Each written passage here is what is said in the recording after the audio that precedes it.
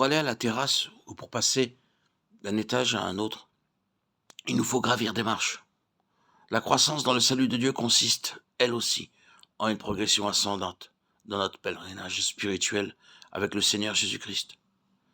Après avoir franchi le premier degré, il s'agit d'emprunter une marche après l'autre. Parfois, les enfants aiment sauter de la première à la troisième marche. Bien souvent, ils glissent, tombent, et il arrive qu'ils se fassent mal. Il en va de même dans notre ascension vers les hauteurs du salut.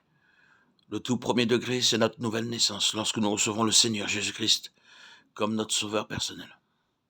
Ensuite, l'Esprit Saint nous montre le degré suivant. De cette manière, il sera facile de bénéficier d'une communion ininterrompue avec le Seigneur dans notre croissance spirituelle. Le psaume 120 est le premier cantique des degrés. Il décrit la crise que nous avons traversée lorsque nous prîmes conscience du fait que nous marchions sur la route descendante de la destruction. C'est à l'Éternel que dans ma détresse j'ai crié, et il m'a répondu. Psaume 121. Ceci est le premier degré, et depuis ce moment-là, nous avançons sur le grand chemin qui mène au ciel, ayant commencé notre marche avec le Seigneur. Pendant de nombreuses années, nous avions pensé pouvoir nous passer de lui.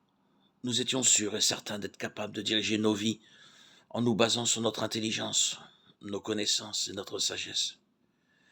Il ne nous était jamais venu à l'idée de faire appel à Dieu pour qu'il nous aide, et dans bien des cas, nous avons fini par échouer misérablement.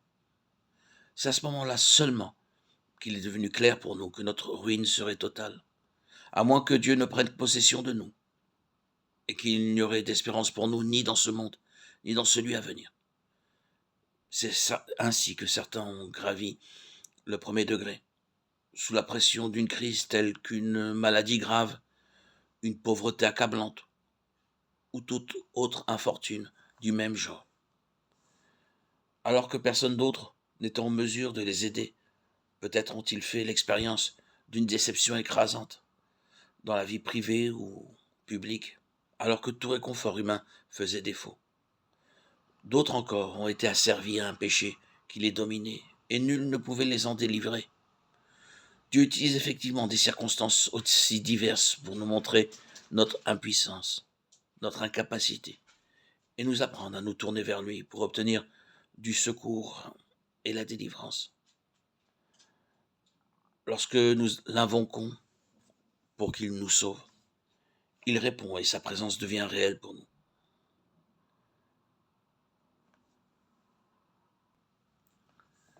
C'est à l'Éternel que dans ma détresse, j'ai crié, et il m'a répondu.